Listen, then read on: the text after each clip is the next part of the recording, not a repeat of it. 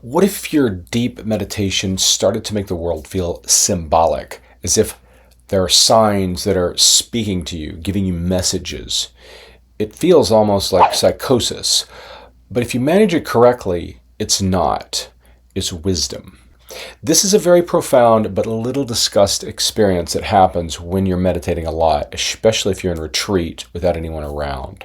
It can happen without warning, and that's unfortunate because you can feel like you're losing your mind. So this is to prepare you if that begins to happen. You're not losing your mind, and there are very strong, powerful methods to deal with this. So in very deep meditation, your reality, your perception of reality, can shift. It can shift quite dramatically, and it can shift quite suddenly. I've been there, and it's scary. Phenomena, trees, sounds, events. It can feel like they carry deep personal messages. This is powerful, but it walks a fine line between a spiritual insight and a break from consensus reality. Having been through it, I don't want you to have to go through that yourself. So there's 3 main points. This is an important discussion about recognizing this experience without fear, the critical rule for keeping yourself grounded, and how to engage this state safely so that you can mine it for insight, so you can draw the wisdom from it. So first off is don't panic. If you start to experience this, don't let your mind race and don't lose track of what is going on. It's not psychosis, but it can feel similar. I've known people that have had to go to the hospital when they've had these experiences, more than one. It's not you going crazy. It's simply a deeper layer of the mind coming up into your perception, into your consciousness. It's the symbolic, intuitive layer of the mind. It's beginning to communicate with you. It's a good thing. But because we're not trained in that way of thinking, if we don't know how to deal with it. And if we don't deal with it correctly, people can think that we're crazy. One tip is to see it as a suggestion. It's not necessarily telling you what to do. It's just telling you how to see things in a different way, a somewhat more magical way. So do not see it as a command, I have to do this, but see it as a thought. Because that's all it really is.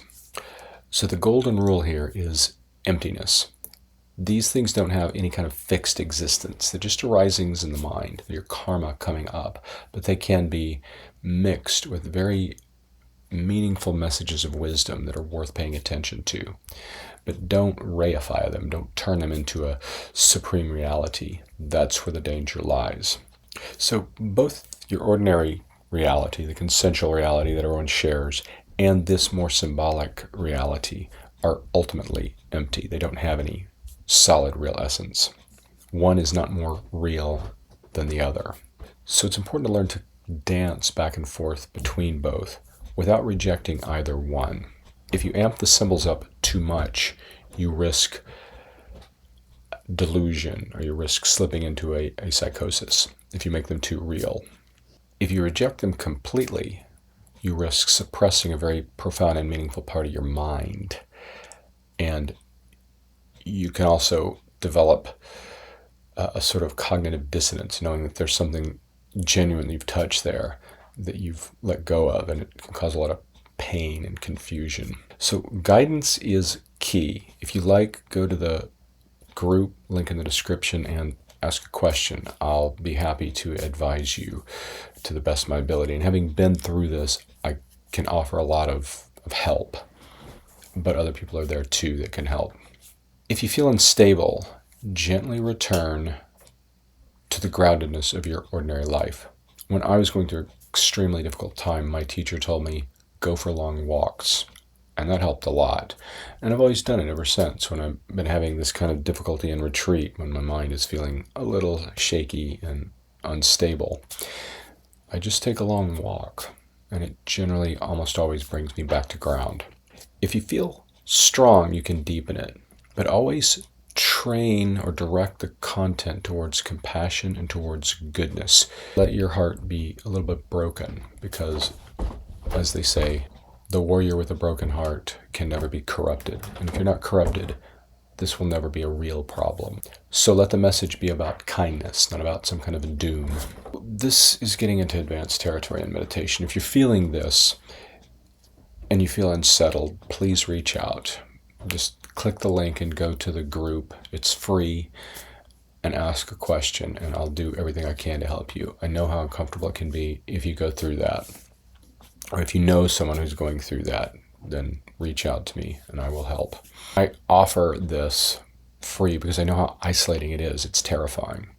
And I would do a lot to help people not get caught in that. If this is navigated correctly, it can be the gateway to incredible wisdom. But if it's navigated incorrectly, and there's a lot of ways to go wrong in this, then it can go bad. So if you found this important, you know somebody who's really into deep meditation, then maybe you can share it with them. It might help them if they're having a difficult time in their meditation. And other than that, have a great day.